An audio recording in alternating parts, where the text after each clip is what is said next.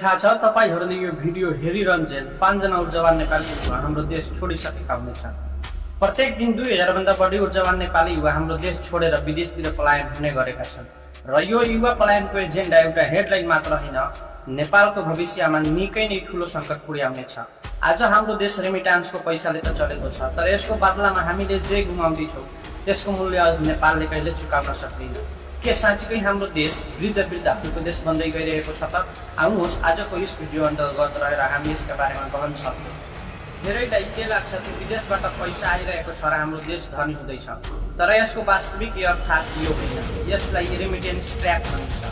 सोच्नुहोस् त, भोलिको दिनमा विश्वका ती देशहरूले यदि नेपालबाट कामदार माग्न छोडिदियो भने हाम्रो देशको इकोनोमिक्स र सर्वसाधारण जनताको के हालत हुनेछ?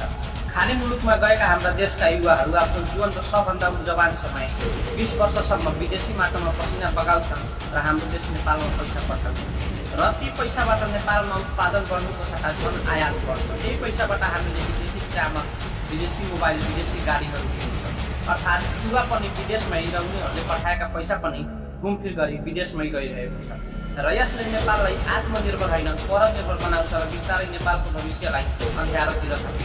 त्यहाँ यसको अर्को साइड पनि हेर, स्टडी भिजामा युरोप, अस्ट्रेलिया, अमेरिकातिर जाने विद्यार्थीहरूले कलेज फी र डकुमेन्टेसनको नाममा नेपालबाट लाखौं करोड पैसा लिएर जान्छन्।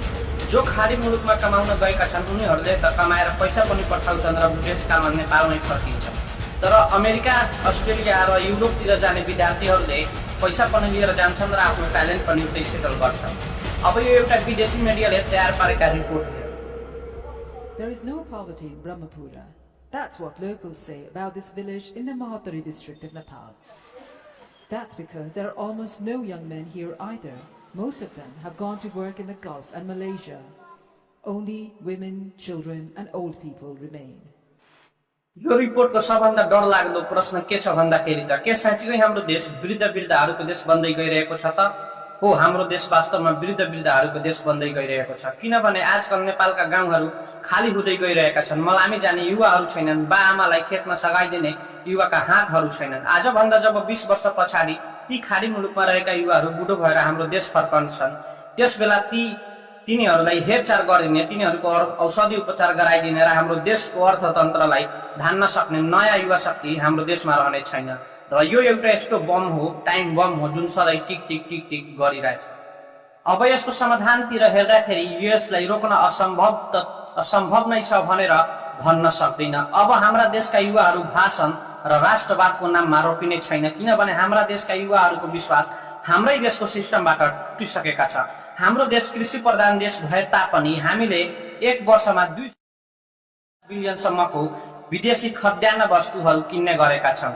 यदि सरकारले कृषि क्षेत्रको प्रवृद्धि र पूर्वाधारमा विकास गरिदिँदा, कृषि क्षेत्रलाई आधुनिकीकरण गरिदिँदा, हरेक वर्ष किसानहरूले समयमै G2G सिस्टम अर्थात् गभर्नमेन्ट टु गभर्नमेन्ट सिस्टमबाट बिउ र मलको व्यवस्था मिलाइदिँदा आज जुन हाम्रो देश नेपालमा लाखौं हेक्टर खेतीयोग्य भूमि बाँझो परेर बसेका छन्, त्यो बाँझो पर्दैन थियो होला र हाम्रा देशका युवाहरूले पनि कृषि क्षेत्रतिर रुचि बढ्थ्यो होला। हाम्रो देश जल सम्पदामा धनी देश भएकोले यसको फाइदा उठाउँदै रेमिटान्सको पैसाबाट केही प्रतिशत अनिवार्य लगानी हाइड्रो पावर र इन्फ्रास्ट्रक्चरतिर लगाइदिँदा हाम्रा देश धनी हुनुको सँगसँगै हाम्रा देशका गरिबहरू पनि धनी हुन्थ्यो होला। यदि हाम्रै देशका युवाहरूलाई, नयाँ स्टार्टअप गर्ने युवाहरूलाई आईटी क्षेत्र र नयाँ स्टार्टअपलाई ट्याक्स फ्री गरी हाम्रा देशका युवाहरूलाई हाम्रै देशमा गरी खाने व्यवस्था मिलाइदियो भने यी समस्याहरूलाई रोक्न सकिन्छ। हामीलाई पैसा दिने रेमिटान्स इकोनोमी होइन, रोजगार दिने प्रोडक्ट इकोनोमी चाहिएको छ। यदि हाम्रा देशका सरकारले यसका बारेमा आजै नै सोचेन भने भोलि नेपालसँग पैसा त हुनेछ, तर नेपाल चलाउनको लागि स्रोत साधन र मानिस हुने छैन।